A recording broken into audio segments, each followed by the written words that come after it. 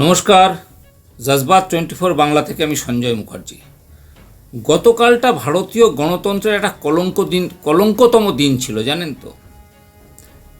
যদি বলেন কেন, ভারতীয় সংবিধানে সংসদ চত্বরে, সংসদের বাইরে গতকাল রাজীব পুত্র রাহুল গান্ধী যা করলেন, এটা ছিল কলঙ্কতম দিনই শুধু না, মানে রাজনৈতিক যারা নেতা তাদের প্রতি কিন্তু একটা বড় প্রশ্নচিহ্ন তুলছে।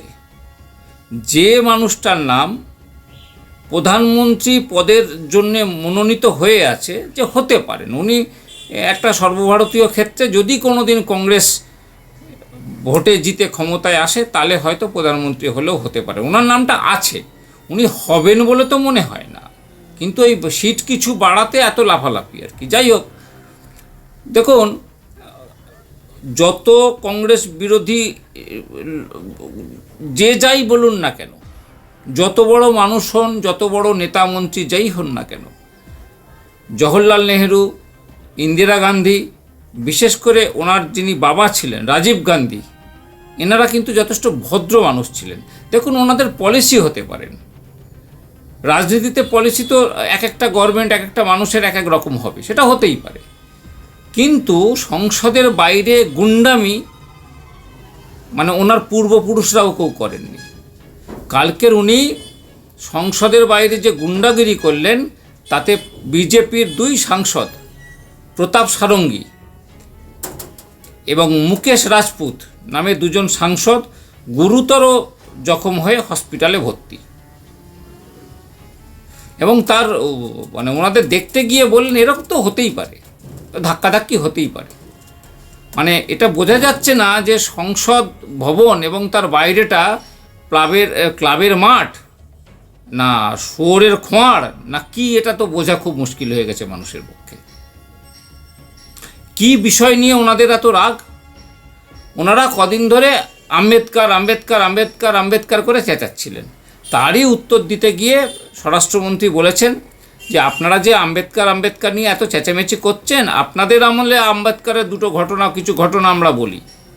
আম্বেদকর দেশের যে প্রথম ক্যাবিনেট সেখান থেকে ছাড়বে বলে মনস্থির করেছিলেন, এবং কেন ছাড়বেন না, দেশের যারা মানে অনুচিত জাতি এবং যারা উপজাতি, যারা নিচু শ্রেণীর যারা জাতি, তাদের প্রতি যে দেশের তখনকার দিনের যা উচ্চ শ্রেণী উচ্চ বর্ণ যে ব্যবহার করতেন, তারই প্রতিবাদে উনি ছাড়বেন বলেছিলেন, 1 নম্বর। আর দ্বিতীয় কথা হচ্ছে আর্টিকেল 370 উনি বিলুপ করে দেওয়ার পক্ষে ছিলেন, যে এটা ঠিক হচ্ছে না।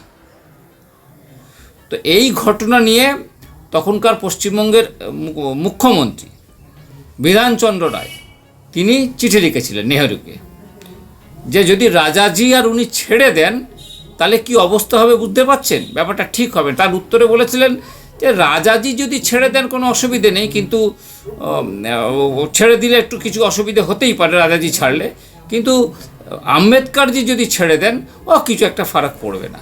অথচ এই কংগ্রেস এখনকার দিনে আম্বেদকর আম্বেদকর করে চিল্লামিল্লি করছে। এই ঘটনা নিয়ে ওনাদের এত রাগ, বুঝুন। আর একটা কালকের বড় ঘটনা ছিল এই পশ্চিমবঙ্গ নিয়ে, সেটা হচ্ছে 26,000 যে অযোগ্য চাকরি প্রার্থী, সবটাই অযোগ্য বলা যাবে কি না সেটা তো মাননীয় সুপ্রিম কোর্টের যিনি বিচারপতি তিনিও বুঝে উঠতে পারছেন না যে কি করা ঠিক উচিত, কিন্তু তাদের চাকরি এবং পুরো প্যানেলটাই প্রায় বাতিলের মুখে, এটুকুনি বলা যায়।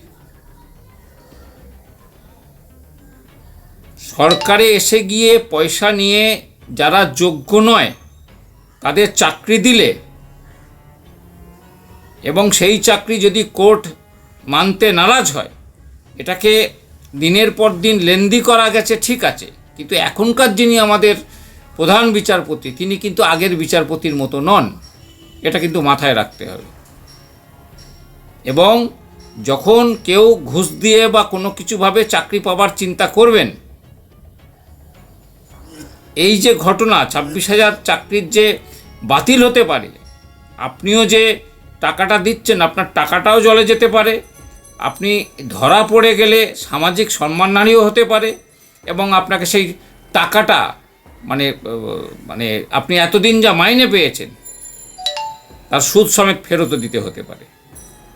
যারা অন্যায়ভাবে চাকরি নেওয়ার চেষ্টা করছেন, মাথায় চিন্তাটা রাখেন, তারা চিন্তাটা ছেড়ে দেওয়ার চেষ্টা করুন। নমস্কার।